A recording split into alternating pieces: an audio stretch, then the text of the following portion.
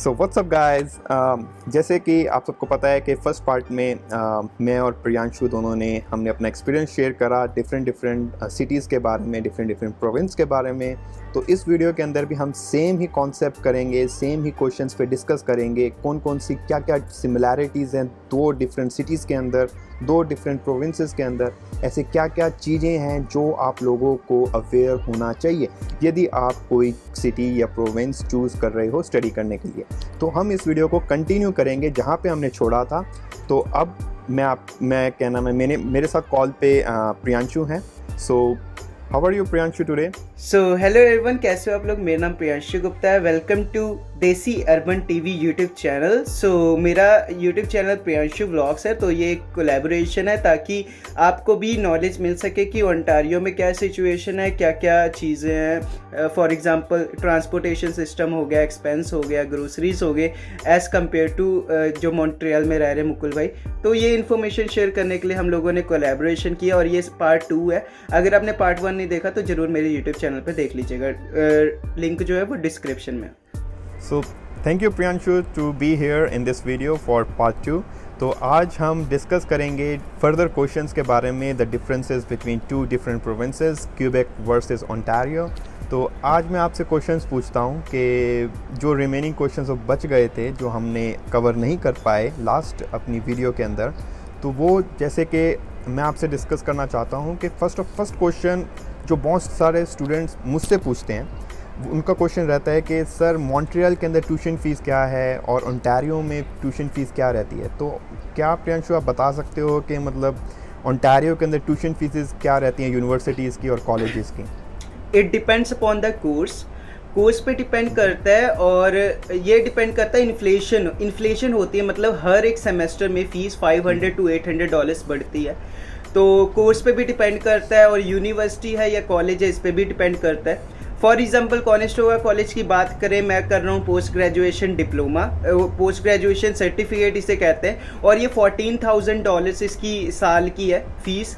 जब मैं आया था तब मैंने पे किया था $14,000, पर मैं जब यहाँ पे पहुँचा तो इन लोगों ने एक बड़ा सा झटका दे दिया कि आपको $1,500 और जमा कराना है। मतलब इन्होंने एकदम से फीस भर दी है, मतलब बढ़ा दी थी। तो ऑफर लेटर में ध्यान से आप नोटिस करना एक चीज, जब भी आपको ऑफर लेटर आती है उसके नीचे लिखा होता है कि फीस जो है ये आपकी इतनी फीस नहीं हो सकती, इससे बढ़ भी सकती है, कम तो होने नहीं वाली, ये ज़्यादा बढ़ा सकते हैं फीस। ठीक है।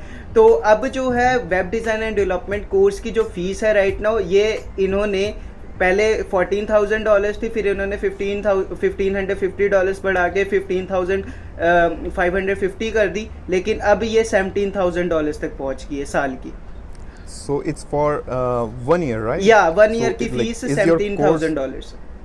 So is it your course is 1 year duration of 1 मेरा year or is 2 it years for का 2 years? कोर्स है। तो अब मैंने पे किए हैं तो मतलब अप्रोक्सीमेटली average $30,000। Okay, वही 32,000 Yeah. Something like that, right? Okay. तो मतलब हमेशा स्टूडेंट्स को ये अवेयर रहना चाहिए कि फीस जो भी वो मेंशन कोट करते हैं उससे ऊपर भी हो सकती है। Yeah. So they have to be prepare about that कि थोड़ा सा इन्फ्लेशन अब हर ईयर होता है, तो मे बी $2,000-3,000 उनको ज़्यादा पे करना पड़े। It's true, it's similar in Montreal as well. And so Priyanshu, like universities की फीसेस क्या रहती है? उनकी भी सिमिलर टाइप की फीस रहती है या फिर या थोड़ा ज़्यादा रहता है जैसे कॉलेजेस? यूनिवर्सिटी की फीस आप डबल लगा लो, बिकॉज एक मेरा फ्रेंड यूनिवर्सिटी ऑफ वाटरलू में पढ़ता है और उसका भी एक कोर्स है, वो 12th के बाद कर रहा है, पर उसकी जो फीस है वो $30,000 एक साल की है। Okay, that's a lot. Like it's like $60,000 for 2 years. उसने 3 ईयर तो- का कोर्स करना, 3 इयर्स का कोर्स है ना उसका, वो 12th के बाद डिग्री कर रहा है, तो वो $90,000 पे करेगा। फॉर्चुनेटली उसको स्कॉलरशिप मिल गई थी। तो स्कॉलरशिप के लिए आपकी जो परसेंटेज है वो मैटर करती है। अगर आपकी अच्छी परसेंटेज है और आइल्स में भी अच्छे बैंड्स हैं तो आपको बहुत ज़्यादा, मतलब $5,000 की स्कॉलरशिप भी मिल सकती है हर सेमेस्टर। और हाँ, फर्स्ट ऑफ ऑल, हाँ जी, फर्स्ट ऑफ ऑल अगर आप ऑफर लेटर मिलती है, आपका जो इंडिया का मतलब जो रिजल्ट है वो अच्छा है, तो आपको फर्स्ट सेमेस्टर में वो मिल जाएगा स्कॉलरशिप आपको $5,000 या $6,000 की। फिर ये आपके सेमेस्टर पे डिपेंड करता है आपने क्या को करिकुलर एक्टिविटीज़ की हैं। फॉर एग्जांपल आपने ओरिएंटेशन में वॉलंटियर का काम किया है, ये सारी चीज़ें काउंट करती हैं आपकी स्कॉलरशिप लेने में।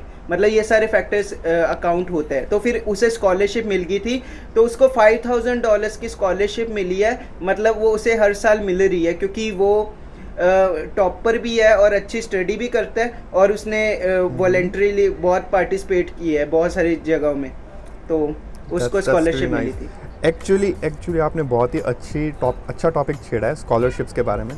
तो एक्चुअली मैं स्कॉलरशिप का टॉपिक इस वीडियो में नहीं छेड़ना चाहता, तो हम ना एक अलग से वीडियो बनाएंगे स्कॉलरशिप के बारे में, क्योंकि बहुत सी ऑडियंस, बहुत से स्टूडेंट्स स्कॉलरशिप के बारे में पूछते हैं, मुझसे ही बहुत पूछते हैं, आई होप कि सिमिलरली आपसे भी बहुत पूछते होंगे। तो हम, क्योंकि मुझे पता है कि स्कॉलरशिप को यदि हम टॉपिक को छेड़ेंगे तो इसमें बहुत टाइम लगेगा, और मेरे पास ऑलरेडी प्री डिफाइंड क्वेश्चंस हैं जो मैं आपसे पूछना चाहता हूँ इस वीडियो के अंदर। तो we will definitely take care of the scholarship in another video. So guys, आप लोग वीडियो में बने रहिए और नेक्स्ट वीडियो का भी वेट कीजिए। We will definitely come with the scholarship opportunities for you guys. जैसे कि प्रियांशु ने आपको अभी बताया कि स्कॉलरशिप्स, इतनी स्कॉलरशिप स्टूडेंट्स को मिलती हैं। So it's a live example कि आप देख सकते हो कि हाँ, कि सिमिलर इतनी ज़्यादा स्कॉलरशिप इतनी अच्छी यूनिवर्सिटी में, university of Waterloo is really very great, तो इसके फ्रेंड को मिल रही है। तो सो ही नोज़ कि एग्जैक्टली क्या प्रोसेस है, कैसे है। और मैं भी आपको बताऊंगा मॉन्ट्रियल के अंदर आप कैसे कैसे गवर्नमेंट्स की आप फैसिलिटीज़ ले सकते हो, स्कॉलरशिप्स ले सकते हो, और यदि आप मास्टर्स के लिए आ रहे हो क्या क्या आप अपॉर्चुनिटीज़ यूज़ कर सकते हो। तो हम वो एक सेकंड वीडियो में रखेंगे, और मैं यहाँ पे आपको लिंक भी डाल दूँगा, जब वो वीडियो आ जाएगी तो आप वो वीडियो देख सकते हैं। तो प्रियांशु, मेरा क्वेश्चन हम कंटिन्यू करते हैं जहाँ पे हमने छोड़ा। मैं सॉरी, मैंने बीच में इंटरप्ट करा। तो मेरा क्वेश्चन ये था कि जैसे आपने बताया कि यूनिवर्सिटी की फ़ीस बहुत ज़्यादा है, बट जैसे कि आपने जो एग्जांपल दिया, आपने दिया 12th के बाद के लिए, अंडर ग्रेड स्टूडेंट्स के लिए, राइट? यस। तो I hope similar thing is like, यदि कोई मास्टर्स करने आता है बच्चा या फिर पोस्ट ग्रेजुएशन डिप्लोमा का, तो उसमें कितना डिफरेंस रहता है? मेरे ख्याल से सिमिलर इतना ही रहता होगा, right? Like you said like same, तो सेम होता है, क्योंकि बहुत सारे स्टूडेंट्स हाँ के दिमाग में ये एक मिसकंसेप्शन है, एक मिथ है कि मास्टर्स एक्सपेंसिव होती है और पीजी डिप्लोमा सस्ता होता है 2 साल का।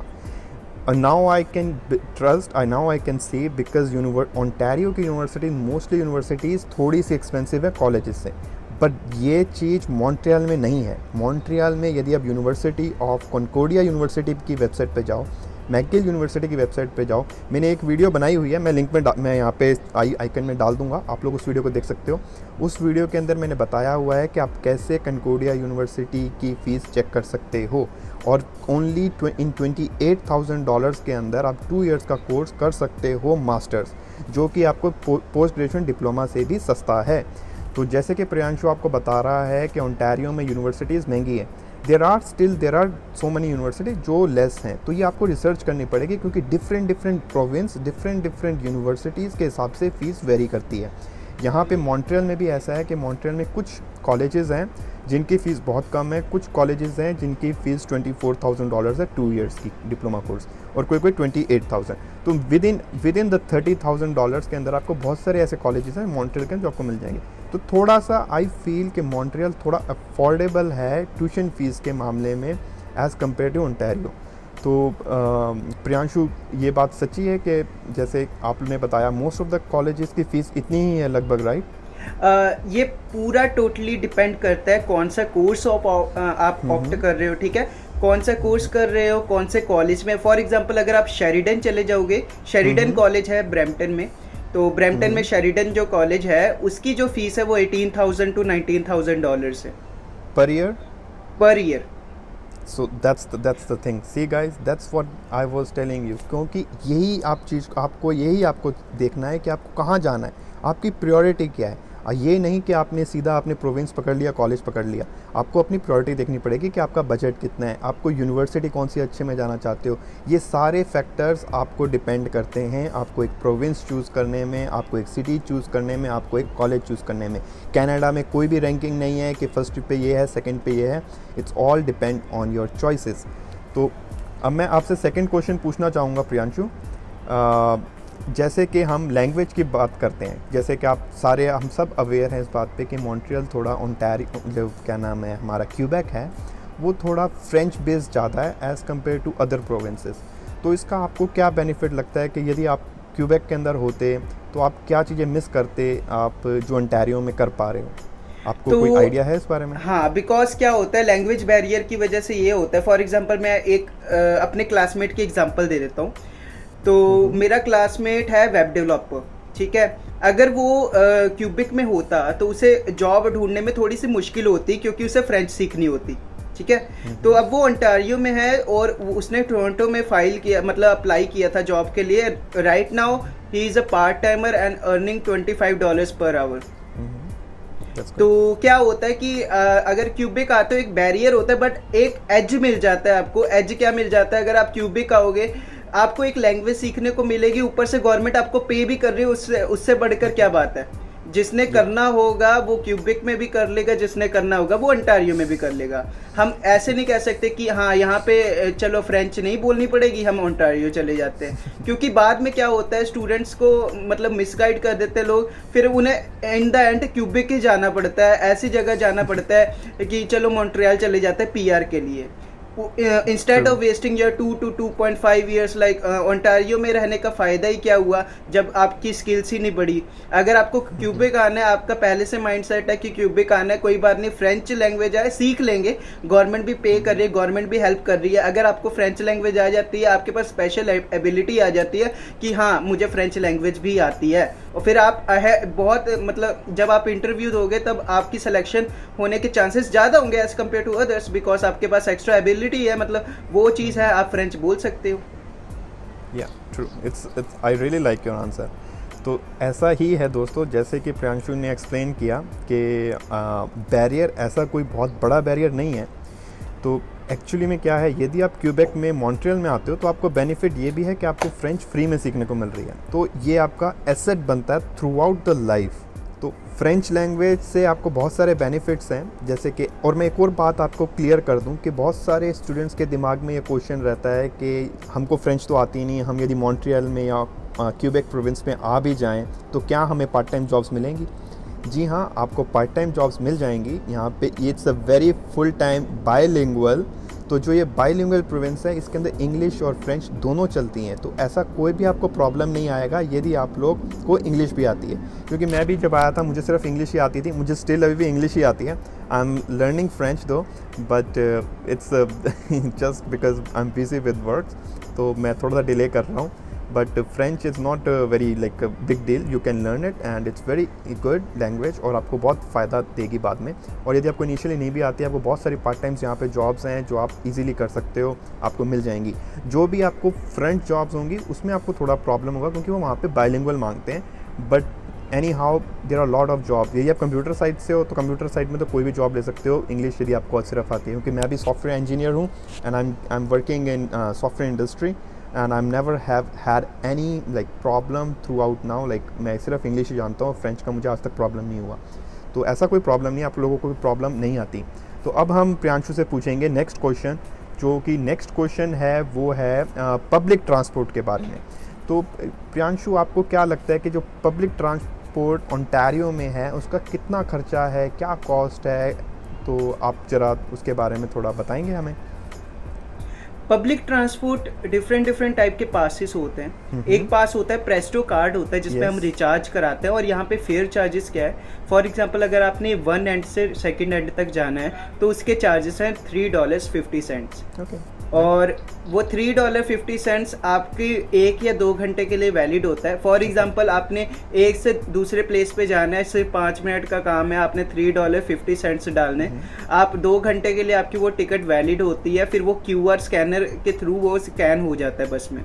दो टाइप के यहाँ पे ट्रैम भी होती है, आप ट्रैम के चार्जेस भी $3.50 है। तो ट्रांसपोर्टेशन सिस्टम यहाँ पे ठीक है, पर मैं हमारे कॉलेज का क्या, हमारा कॉलेज जो है GRT सर्विस के साथ टाई अप है, तो फिर हमने ना 4 महीने के लिए $300 पे करने, तो हमें एक पास मिल जाता है। तो $300 में आप अनलिमिटेड ट्रैवल कर सकते हो। किचनर, वाटरलू, कैम्ब्रिज, ये 3 जगह with in 3 cities you can travel. Kitchener, Waterloo, Cambridge कहीं भी और कभी भी, मतलब ये 4 महीने तक वैलिड रहता है आपका पास। ओके। तो आपका कहने का मतलब है तो पर मंथ आपको कितना हुआ? Almost like $100, right? Per month अगर आप 4 से डिवाइड कर लो तो 300 को 4 से डिवाइड कर लो तो उतनी वैल्यू आती है, वही $80-90 $80 समथिंग। हाँ जी, $80-90 आ जाती है। So it's not that very bad, but मैंने बहुतों से सुना है कि डिपेंड करता है, यदि जैसे बहुत सारे बंदे टोरंटो यदि डाउनटाउन आना चाहते हैं लाइक मिसिसागा से या ब्रैम्पटन से, तो मैंने सुना है कि उनको 2 टाइप के पासेस लेने पड़ते हैं, ऐसा कुछ है? एक यहाँ पे जाती है गो बस कहते हैं उसको। गो बस क्या होता है, वो ट्रैवल करती है 100 to 200 किलोमीटर के एरिया में। फॉर एग्जांपल यहाँ से ब्रैम्पटन की जो दूरी है वो 120 किलोमीटर है। ओके। तो जो हमारी जीआरटी की सर्विसेज है वो सिर्फ सिटीज पे रहती है, किचनर, वाटरलू, कैम्ब्रिज, ये घूमती रहती है आपस में। ओके। एक गो बस होती है और दूसरी आती है गो ट्रेन। तो गो बस का अलग से आपको टिकट लेनी पड़ती है, $12 की टिकट होती है वन साइड की। तो आप $12 में आप ट्रैवल कर सकते हो और टोटल आपके $20 to $25 लग जाएंगे आने जाने में। ओके। तो मतलब तो फिर बहुत हाँ जी। तो मैंने ऐसा ही किसी एक स्टूडेंट से सुना था, क्योंकि वो लोग ओंटारियो में थे लाइक इन ब्रैम्पटन, और ब्रैम्पटन से वो लोग डाउनटाउन जाते थे, तो वो यही बता रहे थे कि अराउंड मंथली उनको पास $450 तक स्पेंड करना पड़ता है। तो ऐसा है यदि किसी को रेगुलरली ट्रैवलिंग करनी है, कोई न्यू इमिग्रेंट है और वो कनाडा मूव हुआ है, ब्रैम्पटन में है और उसको ट्रैवलिंग करनी है, डाउनटाउन जाना है ब्रैम्पटन से, तो उसको मंथली पास का कॉस्ट इतना बियर करना पड़ता है, लाइक 400 समथिंग? हाँ जी, बिकॉज क्या होता है उन पे डिपेंड करता है। कई स्टूडेंट्स क्या करते हैं वो राइड शेयर कर लेते हैं। राइड शेयर आपको पता ही है कि एक पर्सन ने कार बाय की, फॉर एग्जांपल मैंने कार बाय की है, तो मैं डिफरेंट व्हाट्सएप ग्रुप में एडेड हूँ। तो मैं जब मुझे ब्रैम्पटन जाना होगा अपने पर्सनल काम के लिए, मैं राइड शेयर की डाल दूंगा मैसेज कि $15 में आपको मैं किचनर से ब्रैम्पटन छोड़ देता हूँ, $15 लगेंगे। तो कई स्टूडेंट्स 50 टाइम सेव करने के लिए, क्योंकि गो ट्रेन और बसेस है ये बहुत ज़्यादा टाइम लेती हैं, बहुत टाइम कंज्यूम करते हैं, 1 to 2 आवर्स लेती हैं। तो जिन्होंने काम पे जाना होता है, शिफ्ट पे पहुंचना होता है, तो वो एक राइडर से मतलब कह लेते हैं कि आप ही हमें लेके जाना, आप ही हमें लेके आना है, तो $15 to $30 चार्जेस लग जाते हैं। ओके, सो तो ये हाँ, तो दैट इज द रीज़न कि मोस्टली लोगों ने कार बाय करी हुई है ओंटारियो में, क्योंकि एक तो डिस्टेंस बहुत ज़्यादा है और पब्लिक ट्रांसपोर्ट एक्सपेंसिव भी है, राइट? हाँ जी, हाँ जी।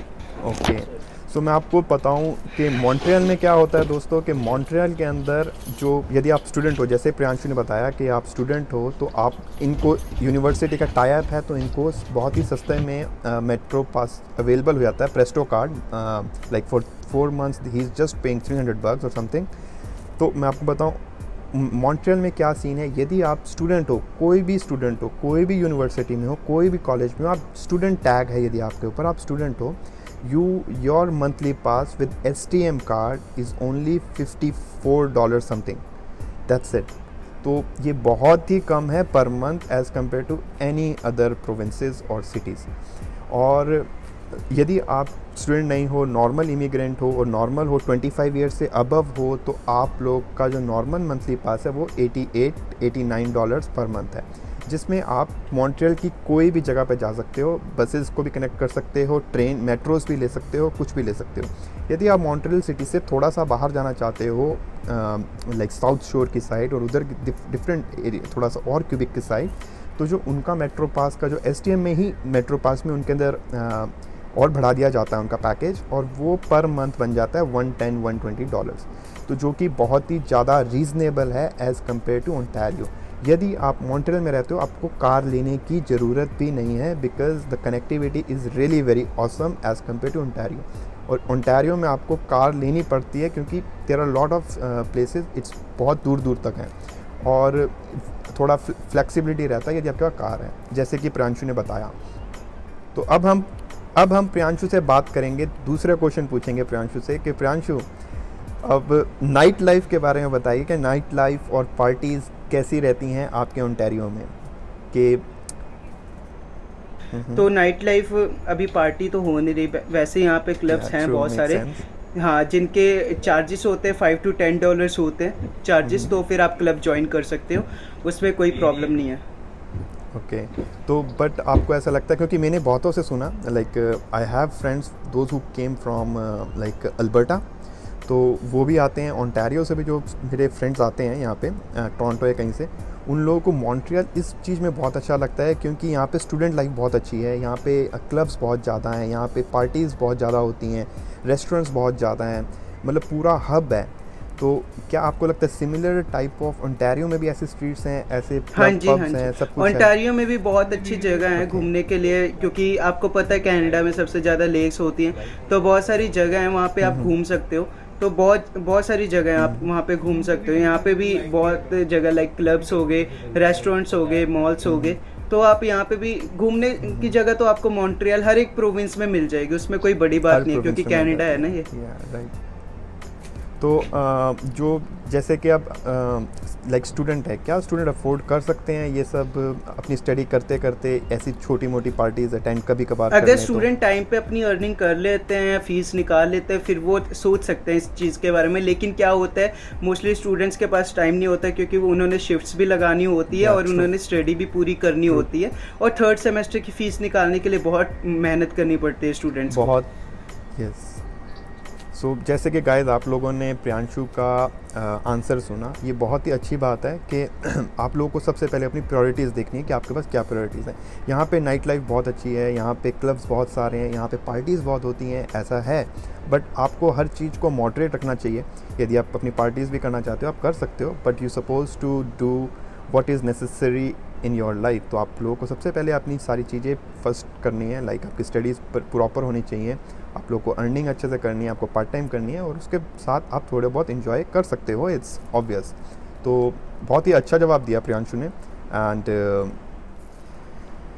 तो गाइज अब हमारा लास्ट क्वेश्चन रह गया है जो बहुत ही इंपॉर्टेंट है। आप लोगों ने कहीं पे नहीं देखा होगा, कोई वीडियोस पे नहीं किसी ने भी डिस्कस किया अभी तक से ये चीज़, और मैं आप लोगों को अवेयर कराना चाहता हूँ। ये आप लोगों के लिए अभी इंपॉर्टेंट नहीं है, बट आप जब लोग कनाडा में आ जाओगे, आप अर्निंग करोगे, ये चीज़ आपके लिए बहुत इंपॉर्टेंट रहेगी ये जानना।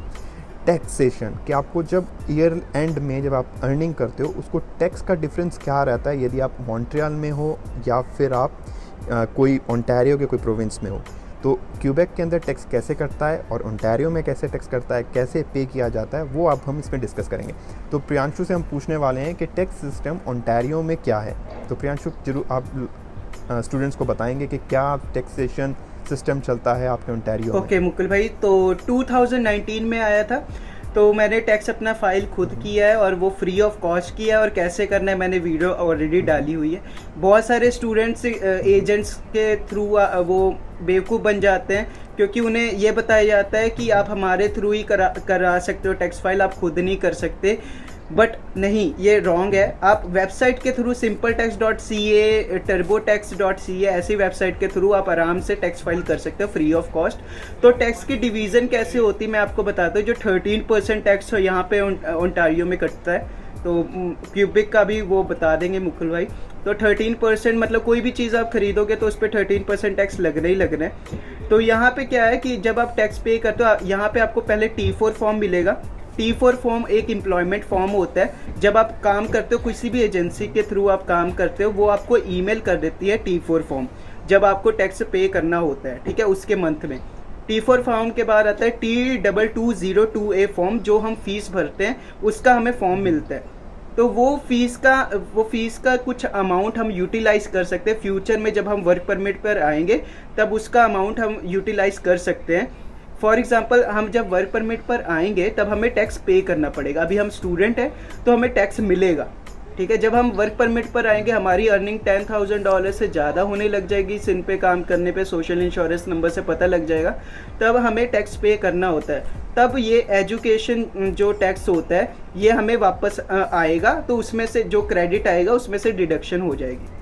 तो टैक्स सिस्टम में यहाँ पे ओंटारियो ट्रिलियम बेनिफिट के बारे में बात करना चाहूँगा। जो लीज पर रहते हैं तो उनको उसका 10% टैक्स रिटर्न आता है। फॉर एग्जांपल, मैंने $2,900 पे किए हैं, मतलब पिछले साल पूरा टोटल रेंट, तो मुझे $290 to $300 जुलाई को आएगा।